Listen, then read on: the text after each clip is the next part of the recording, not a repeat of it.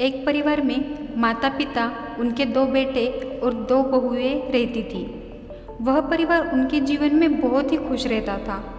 अब सभी के मन में ये सवाल उठ रहा होगा कि परिवार में इतने लोग रहते हुए भी ये परिवार इतना खुश कैसे रह सकता है। आइए उस परिवार से जाने कि खुश रहने के लिए क्या करना चाहिए।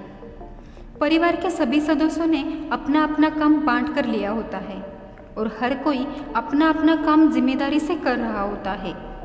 एक दिन सबसे छोटी बहू रमा सबके लिए खाना बना रही होती है। तभी उसे पता चलता है कि उसकी सहेली पड़ोसी के यहाँ आई है और वो जल्दी ही उसके गांव जाने वाली होती है। रमा जल्दी ही सब्जी को भूनने के लिए गैस पर रख देती है और अपनी जेठानी के पास जाती है। उनसे कहती है कि दीदी, मैंने गैस पे सब्ज़ी भूनने के लिए रख दी है, थोड़ी देर बाद सिर्फ उसमें नमक डालना। जेठानी कहती है, एक काम तुम मुझे बता रही हो? मैंने कभी मेरा काम तुम्हें नहीं बताया और तुम मुझे बता रही हो? ऐसा सुनने के बाद वो अपनी सास के पास जाती है। उनसे बोलती है कि मम्मी जी, सब्जी अभी हो रही है, उसमें थोड़ा नमक डालना है। मैं डाल लेती, लेकिन थोड़ी देर बाद डालने से सब्जी अच्छी होगी। ये सुनकर सासू माँ भी उसे खड़े बोल सुनाती है और नमक डालने से इनकार कर देती है।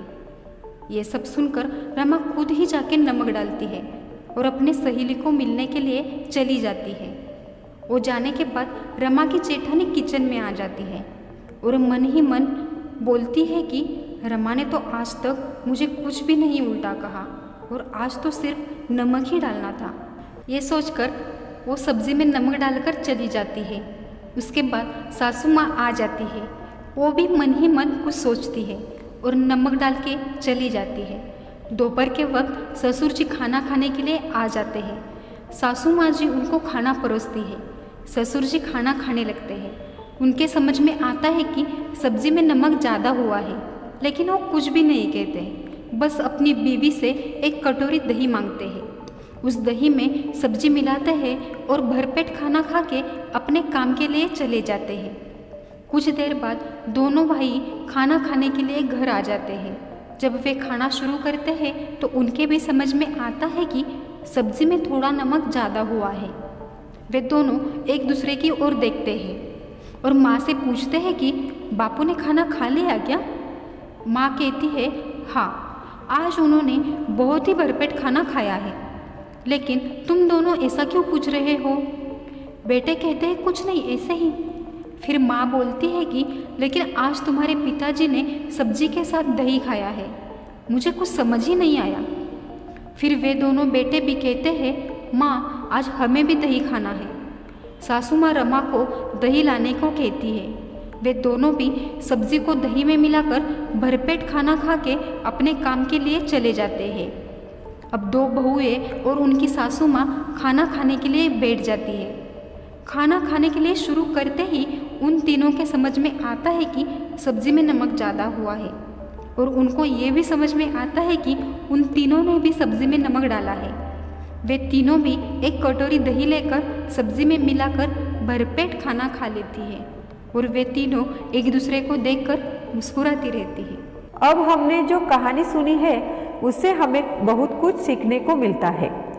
कहानी सुनकर कई लोगों को ऐसा लगता होगा कि क्या हो जाता अगर उस ससुर जी ने दही के साथ सब्जी नहीं खाई होती तो, लेकिन उन्होंने ऐसा नहीं किया क्योंकि उनको पता था कि अगर मैं इस वजह से घर में बहस करूं तो इस सब्जी में से नमक कम नहीं होगा और घर में ऐसा हर रोज तो नहीं होता।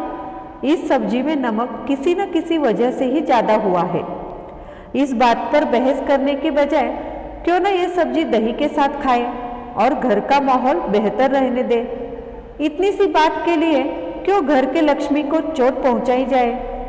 ये सोचकर ससुर जी ने घर का माहौल भी खराब होने नहीं दिया और सारी सब्जी खत्म हो गई। और जैसे ही बेटों को पता चला कि पिताजी ने सब्जी खाई तो उन्होंने भी बिना कुछ कहे खाना भरपेट खा लिया। पिता की एक कटोरी दही ने घर में बड़े विवाद होने से बचा लिया और इसलिए परिवार के मुखिया यानी पिता या ससुर का महत्व इससे समझा जाता है। और ये कहना गलत नहीं होगा कि जिस तरह से परिवार का मुखिया व्यवहार करता है उसके बच्चे भी उसके उदाहरण का अनुकरण करते हैं।